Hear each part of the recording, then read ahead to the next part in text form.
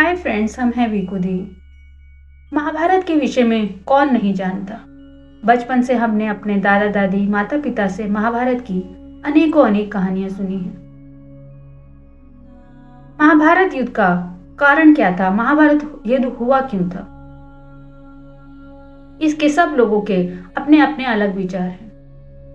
कोई कहता है कि अगर धृतराष्ट्र अपने पुत्र मुंह में ना अंधा हुआ होता तो शायद ये महाभारत युद्ध कभी होता ही नहीं। कोई कहता है कि अगर द्रौपदी ने अपनी जीभ पर कंट्रोल कर लिया होता तो शायद ये महाभारत युद्ध ना होता। उसने दुर्योधन को अंधे का पुत्र अंधा ना कहा होता।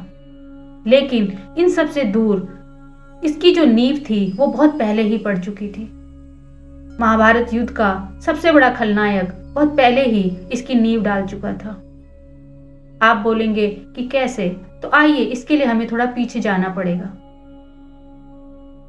देवव्रत, जो कि शांतनु के और गंगा के पुत्र थे। शांतनु गंगा के जाने के बाद बहुत ज्यादा उदास रहते थे। उनका ज्यादातर वक्त शिकार के लिए ही बीतता था।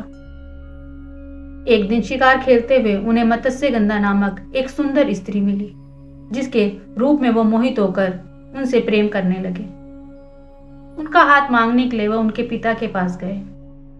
पिता ने कहा कि ठीक है, मैं आपका विवाह कर सकता हूं, लेकिन मेरी पुत्री की जन्म कुंडली में ये लिखा है कि इसका पुत्र ही राज्य का उत्तराधिकारी बनेगा। शांतनु अपना उत्तराधिकारी देवव्रत को बना चुके थे, इसलिए वो वापस लौट कर आ गए। जब देवव्रत को इस बात का पता चला कि उनके जो पिता हैं वो राजकाज में इतनी रुचि नहीं रख रहे और उदास रहते हैं, तो उन्होंने इसका कारण जानने की कोशिश की। तो उन्हें पता चला कि उनके जो पिता हैं वो एक मोह में, स्त्री मोह में घिरे बैठे हैं। वो फिर उनके पिता के पास, मत्स्यगंधा के पिता के पास आए और बोला कि आप अपनी पुत्री का विवाह मेरे पिता से कर दीजिए।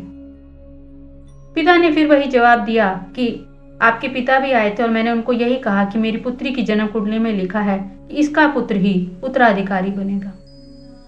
ठीक उसी समय देवव्रत ने बिना सोचे समझे कि वो देश का उत्तराधिकारी है, उसकी जिम्मेवारी अपने पिता से कहीं ज्यादा अपने देश के लिए है, उन्होंने एक भीष्म प्रतिज्ञा कर डाली कि वो आजीवन कुंवारे ही रहेंगे, विवाह नहीं करेंगे। साथ ही साथ उन्होंने ये भी कहा कि जो भी उत्तराधिकारी बनेगा, चाहे उसका निर्णय सही होगा या गलत होगा, वो सदैव उसके साथ रहेंगे।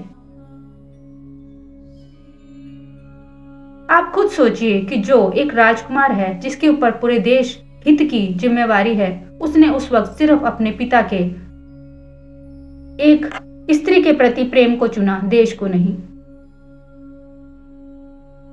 चलिए, यहां तक तो समझ आता है कि वो ये आजीवन कुंवारे रहेंगे, लेकिन ये कहना कि चाहे गद्दी में जो बैठा हुआ उत्तराधिकारी वो चाहे सही होगा या गलत, वो उसका साथ ही देंगे।